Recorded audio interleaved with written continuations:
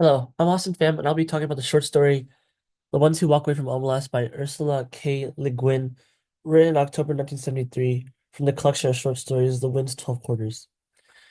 So, this short story is about a seemingly perfect city called Omelas where the citizens live in perfect happiness and harmony.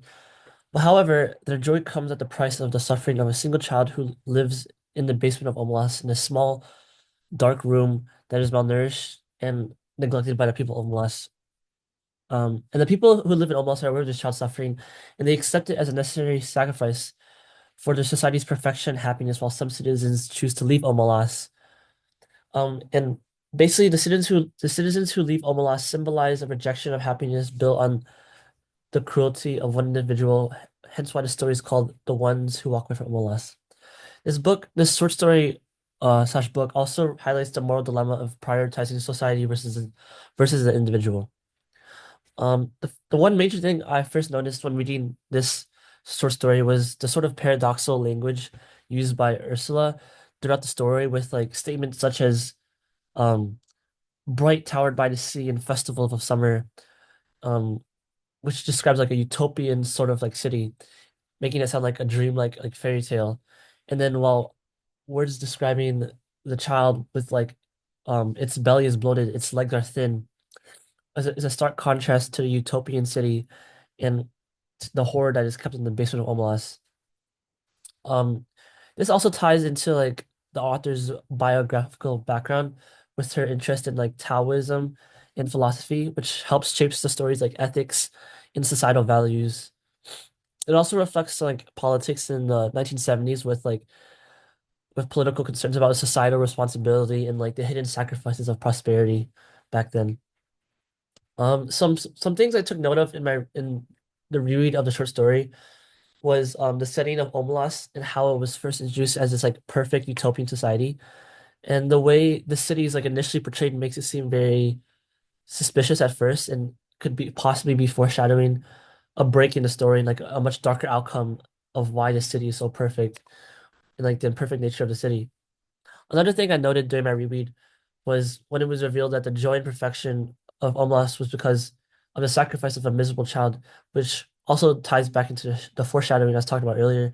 And it also highlights the ethical compromise and the moral dilemma for happiness of the city of Omelas. The third thing I took note of when it stated in the text that everyone came to know about the child sooner or later, um, meaning that the people who did live in the city of Omelas for a long time already came to accept the terms of what they were doing and how they were sacrificing the child for their happiness, which also ties into like how some people prioritize a society versus individuals as happiness. And this also leads into the other idea of how people leave the city, how some people leave the city once they learn about the child, which highlights how people prioritize the individual versus the society. Just showcasing where different people's moral dilemmas lay and like where their decisions are.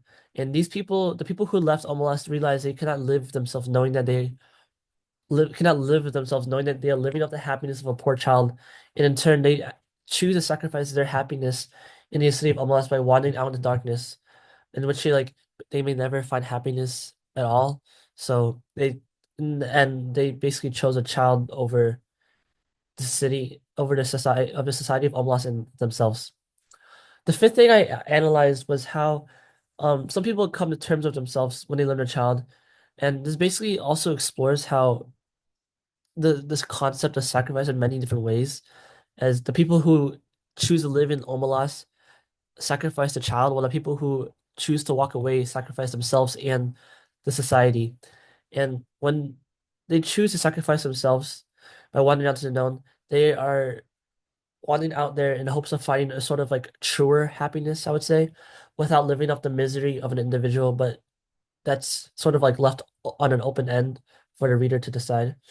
The sixth thing I took note of was that this idea of society versus individual is is established a lot throughout the story and is also reflected by the author in certain lines of the story. Um, the author asks like certain questions about the perfection and joy of Umlas and asking if it's truly perfect. And basically it brings into question whether the happiness of Umlas is justified and whether if the child sacrifices even for the greater good, which again highlights like the main theme of the story and whether people can accept the suffering of the singular child. The last thing I took note of in this short story was when people choose to walk when people chose to walk away from the city of Omlas upon hearing a child. As it ties back into again, this leaves the reader questioning if they ever find happiness beyond Omelas and if they truly made the right choice in attaining peace or happiness. And it just shows that like sacrificing something comes at a great cost, and not everything will turn out perfectly. So it's a very open-ended story, and it's left to like the reader to decide how the story ends or what how they interpret it. Um, some certain examples I found that raise so what questions is like how one example is how they describe the the miserable child's room as 3 paces long and 2 wide, as noted somewhere here, but in the story. And it's a mere broom closet or disused tool room. And this example basically highlights how little care is given to the child and how degrading the space is to life and how degrading the space is to the child itself. And this also contrasts with the beauty of Omlas described in the short story as a city in a fairy tale long ago and far away, once upon a time. And basically, it just these two lines contrast with each other because it shows how beautiful how beautiful Omelas is compared to how ugly and degrading the small space the child lives in is. But in the next example that raises another so what question is when the people all know it is there, all the people of Omelas, and so what? So what if they know all the people know it is there? If all the people know it is there, that means they have come to accept the terms that their happiness is built on the sacrifice of one individual, and they chose to live there and they chose to ignore that a child is suffering for their happiness. They choose to accept that, basically. Another quote from the short story states that happiness, the beauty of their city, the tenderness of their friendships, the health of their children, the wisdom of their scholars depend wholly on this child's abominable misery. But so what? Because this text also highlights again that the ethical dilemma of society versus the individual. It makes the reader question if this is truly for the greater good. It makes them question if it is worth it for the society choosing if it is worth for the society's happiness versus the individual. And it also shows that the people of Omelas decided to accept the guilt and the misery of a single child. The last so what question that came to mind was when the in-text entry was they leave Omelas, they walk ahead into the darkness and they do not come back.